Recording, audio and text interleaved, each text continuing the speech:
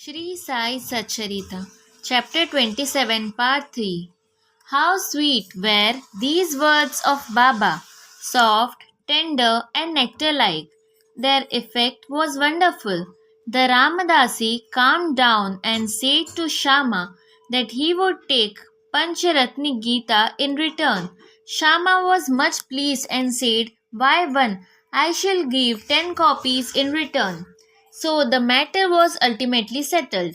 The question for consideration is, why should the Ramadasi press for Pancharatni Gita, a book which he never cared to know, and why should he, who daily read religious books in the masjid in front of Baba, quarrel with Shama before him?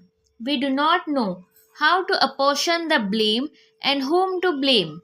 We only say that had this incident not happened, the importance of the subject, the efficacy of God's name, and the significance of Vishnu Sahasranama would not have been brought home to Shama. So we see that Baba's method of teaching and initiating was unique.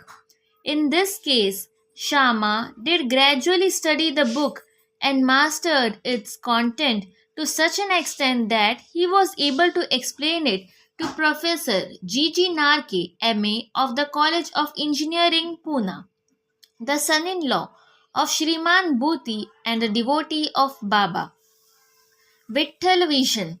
One day, while Kaka Sahib Dikshit was in meditation after his morning bath in his vada at Shirdi, he saw a vision of Vitthal. When he went to see Baba afterwards, Baba asked him, "Did Vitthal Patil come? Did you not see him? He is very elusive. Hold him fast, otherwise he will give you the slip and run away." Then at noon, a certain hawker came there with 20 or 25 pictures of Vitthal of Pandharpur for sale. Mr. Dikshit was surprised to see that the form of Vitthal he saw in his meditation exactly tallied with that in the picture, and he was also reminded of Baba's words. He therefore bought one picture most willingly and kept it in his shrine for worship. Gita Rahasya. Baba always loved those who studied Brahma Vidya, metaphysics, and encouraged them. To give an instance, once Bapu Sahib Jog received a post parcel. It contained a copy of Gita Rahasya by Lokmanya Tilak. Taking it under his arm, he came to the masjid and prostrated himself before Baba. When the parcel fell at Baba's feet, Baba inquired what it was. It was opened then and there, and the book was placed in Baba's hand. He turned some pages here and there for a few moments and took out a rupee from his pocket, placed it on the book, and handed the same with the rupee to Jog and said to him, "Read this completely and you will be benefited." Mr. and Mrs. Khaparde. Let us close this chapter with a description of the Khapardes. Once Dada Sahib Khaparde came with his family and lived in Shirdi for some months. The diary of his stay has been published in English in the Sri Sai Leela magazine, one volume. Dada Sahib was not an ordinary man. He was the affluent and the most famous advocate of Amravati, Berar, and was a member of the Council of State, Delhi. He was intelligent and a very good speaker.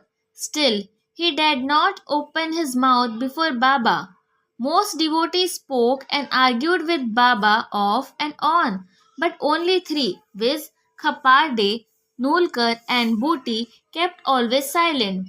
They were meek, modest, humble, and good natured. Dada Sahib, who was able to expound Panchadashi, well known Sanskrit treatise on the Advait philosophy by the famous Vidyaranya, to others uttered no word.